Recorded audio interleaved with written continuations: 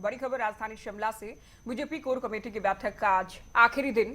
आज पूरे दिन में 4 दौर की बैठक। पहले दौर में सभी मोर्चों के प्रदेश अध्यक्ष और महामंत्री हुए शामिल। दूसरे दौर की बैठक की बात करें तो करीब 11 बजे बैठक शुरू हुई। सभी संसदीय क्षेत्र, जिला और मोर्चों के प्रभारियों के साथ दूसरे दौर की बैठक रही। दोपहर 2:30 बजे बोर्ड निगमों के अध्यक्षों के साथ दरअसल और उपाध्यक्षों के साथ बैठक हुई। शाम 4:30 बजे आखिरी दौर की बैठक होगी।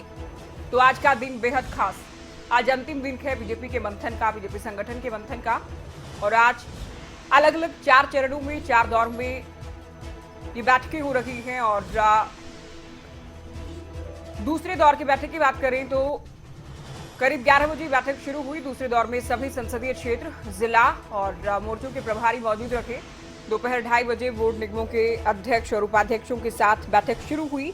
आखिरी और चौथे दौर की जो बातचीत है वो शाम 4:30 बजे यानी करीब करीब 1 घंटे के बाद शुरू होगी। तो चुनावी मोड पर बीजेपी और उससे पहले उपचुनाव की तैयारी भी पार्टी की ओर से की जा रही है। रोडमैप तैयार किया जा रहा है, रूपरेखा इस मंथन के साथ तैयार की जा रही है।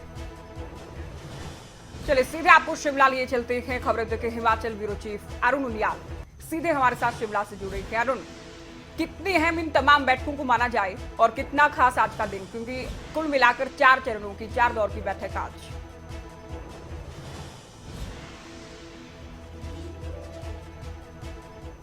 देखिए ज्योति, ये कोर कमेटी की जो 3 दिन की बैठकों का दौर था उसका आज अंतिम दिन है। और अंतिम दिन के भीतर भी 4 बैठकें होनी थी। 2 बैठकें हो चुकी हैं, दूसरी बैठक चल रही है। इसके भीतर भी मुख्यमंत्री का मौजूद होना कई तरह के इशारे कर रहा है, क्योंकि इससे पहले कोर कमेटी की बैठक जितनी भी हुई हैं उसमें आला नेताओं के साथ मुख्यमंत्री की मौजूदगी थी। लेकिन अब ये जो प्रकोष्ठों के साथ बातचीत होनी शुरू हुई है वहां पर भी मुख्यमंत्री का होना, और इसके बाद लगातार ये जो 4 बैठकें होंगी उसमें मुख्यमंत्री रहते नहीं, ये देखना जरूर होगा। लेकिन अभी पीटर हॉफ के भीतर आप देख सकते हैं, हम वहीं खड़े हैं। बिल्कुल। और उत्तर भारत के जो 3 राज्यों के प्रभारी हैं सुदान सिंह, वो साथ में हैं।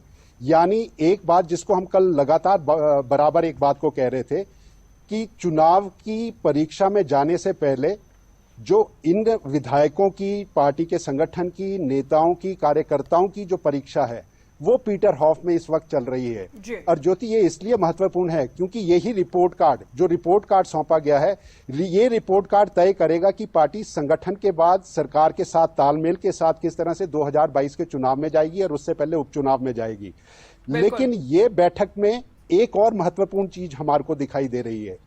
बराबर बात ज्योति हम कह चुके हैं, 4 वे फॉर्मूला जो है वो भाजपा का कल ही हम जाहिर कर चुके हैं कि कांग्रेस पर हमला कैसे करना है, संगठन की ताकत को कैसे बढ़ाना है। अंदर खाते जो बातचीत, चेहरों के भीतर की लड़ाई है, उसकी बात बाहर जरूर नहीं आएगी, लेकिन पार्टी को एक इशारा, एक रोड मैप तैयार कर दे दिया गया है ज्योति इस बैठक में। और बैठकों का दौर जारी है। लेकिन ये रिपोर्ट कार्ड अब एक ऐसा मसला बन गया है जहां पर खुद मुख्यमंत्री जयराम की भी परीक्षा है। आखिर उन्होंने खुला हाथ अगर इन लोगों को दिया है, चाहे वो चेयरमैन, वाइस चेयरमैन है, चाहे वो उनके मंत्री हैं, तो उन्होंने किस तरह का काम किया है।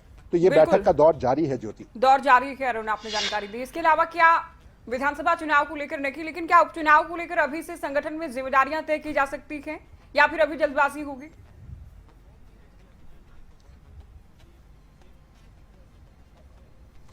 देखिए ज्योति, ये जो पूरी कश्मकश है, इस कश्मकश के पीछे है राष्ट्रीय अध्यक्ष जगत प्रकाश नड्डा ने 5 राज्यों के चुनाव आने वाले हैं। इन 5 राज्यों के चुनावों के लिए पहले से ही तय कर दिया गया था कि पार्टी के कार्यक्रम, संगठन के कार्यक्रम और जो सरकार सत्तासीन, क्योंकि ये जो 5 राज्य हैं उनमें से 4 राज्यों में भाजपा शासित राज्य हैं। पंजाब को अगर छोड़ दें तो 4 राज्यों में भाजपा शासित राज्य हैं और 6ठा राज्य हिमाचल है, उसकी बात अभी नहीं की जा रही है।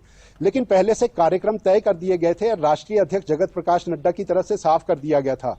संगठन और सरकार का तालमेल क्या होगा, प्रकोष्ठों की भूमिका क्या होगी, रोड मैप क्या होगा, इसको लेकर पहले से जो राष्ट्रीय अध्यक्ष है उनकी बातचीत आई थी और उसी का खाका जो है यहाँ पर बनाया जा रहा है, जिसको हम मंथन के दौर पे कह रहे हैं। और 4 वे फॉर्मूला के तौर पर हमने कल भी इस बात का जिक्र किया था कि वो तय कर दिया गया है। उपचुनाव सबसे महत्वपूर्ण जयराम सरकार के लिए या विधानसभा चुनाव में जाने से पहले ये उपचुनाव की परीक्षा की घड़ी होगी। लेकिन फिर वही बात है, संकेत सिर्फ इसी बात के हैं कि उससे पहले जो सुदान सिंह राष्ट्रीय उपाध्यक्ष आए हैं, उनके सामने जो कक्षा लग रही है, उनके भीतर की परीक्षा में पास होने वाले चेहरे आने वाले विधानसभा के चुनावों के चेहरे होंगे या नहीं, ये इस बात को द्योतक होंगे, इस बात को संकेत देंगे और वो भूमिका उनकी तय होगी। लेकिन सिर्फ सरकार के भीतर लड़ने वाले चुनाव के ये जो लोग हैं चेहरे, उनकी बात नहीं है। संगठन के भीतर भी कुछ लोग ऐसे चेहरे हैं, क्या उनके साथ पार्टी 2022 के चुनाव में जाएगी, उसकी भूमिका भी यहां तय होगी। जो निष्क्रिय बैठे लोग हैं उनके ऊपर चाबुक चलेगा, लेकिन जो जिन लोगों की रिपोर्ट कार्ड के जरिए और वो भूमिका तय होने के बाद कि मुख्यमंत्री के खुला हाथ मिलने के बावजूद आपके कामों की जो है रिपोर्ट कार्ड सही क्यों नहीं है, उसके साथ ये सारी चीजें तय होंगी। निकलेगा क्या बाहर, निकलेगा क्या बाहर, जो सिर्फ ये देखने वाली बात होगी। अरुण, आप नजर बनाए हुए हैं और लगातार जानकारी आप दे रखे हैं। अरुण, पहले दो दिन की अगर बात करें, क्या कुछ निचोड़ निकला 2 दिन में इन मंथन के जाने का, बैठक के जाने का?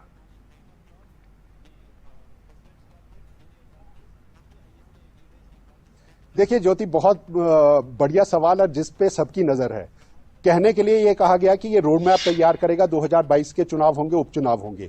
लेकिन कोर कमेटी की बैठक जो कल हो चुकी है, सबसे महत्वपूर्ण बैठक वो मानी जा सकती है, क्योंकि पार्टी के आला हिमाचल के नेताओं के साथ ये बैठक होनी थी। उनके साथ बैठक के पहले सरकार और संगठन के भीतर तय किया गया, पहले उसका रोड मैप तय किया गया कि क्या दोनों संतुष्ट हैं, क्या नाराज चेहरे हैं या नहीं है। और उसके बाद सबसे बड़ी बात देखने वाली ये रही ज्योति कि कल देर रात तक पूर्व मुख्यमंत्री धूमल और उनको भी बुलाया गया था। यानी वो जो नाराज चेहरों की बात जो बाहर नहीं आएगी, हम मानते हैं कि अनुशासित पार्टी है भाजपा, जो अंदर की बात है वो बाहर नहीं निकलेगी, लेकिन उनकी मौजूदगी का यहाँ होना कई तरह के इशारे दे रहा है। और वो बैठक के बाद आखिर चेहरा कौन सा होगा, मुख्यमंत्री जयराम ठाकुर को चेहरे के साथ 2022 में बढ़ेंगे, लगातार कहा गया और खुद मुख्यमंत्री इस बात को कह रहे हैं। लेकिन मंडी लोकसभा जो उपचुनाव है, अभी तो भाजपा को यह तय करना है कि उसका वो चेहरा कौन होगा, क्योंकि छनकर जो खबरें आ रही हैं, पहले महेंद्र सिंह का नाम लिया जा रहा था, प्रभारी उनको बना दिया गया। भले ही प्रभारी बना दिया गया, वो चुनाव में फिर भी उतर सकते हैं, लेकिन उनकी खिलाफत है, क्योंकि धर्मपुर सीट अगर खाली होगी तो उनके बेटे को चुनाव लड़ने के लिए जो है वो मांग कर सकते हैं महेंद्र सिंह ठाकुर, ये सभी जानते हैं। लेकिन पार्टी के भीतर ही कई नेता हैं जो इस बात के लिए तैयार नहीं है। वो चाहते हैं परिवारवाद की राजनीति भाजपा के भीतर ना बढ़े और धर्मपुर के भीतर जो कार्यकर्ता झोला उठाकर भाजपा की राजनीति करते हैं, उनकी स्थिति जो है वो कहीं सामने आनी चाहिए। तो ऐसे में मंडी उपचुनाव का चेहरा कौन होगा, एक दो बात इस बात को भी लेकर आई कि आप मुख्यमंत्री को उतारा जा सकता है जीत सुनिश्चित करने के लिए, क्योंकि ये नाक का सवाल होगी। भाजपा कभी भी ये नहीं चाहेगी कि मंडी संसदीय सीट का चुनाव हारकर वो पूरे देश के भीतर गलत संदेश दे। तो तमाम तरह की बातें, मंथन का दौर जारी, और मंथन की दौर के बाद बाहर क्या निकलेगा वो रोड मैप कल ही बता दिया गया था, उससे ज्यादा कुछ निकलने वाला नहीं। अंदर की बातें अंदर ही रहेंगी। बेहतरीन विश्लेषण आपने किया। अरुण, नजर आप बनाए रखिएगा, अपडेट आपसे लेते रहेंगे। बहुत शुक्रिया, ये पूरी जानकारी आपने दी, बातचीत की।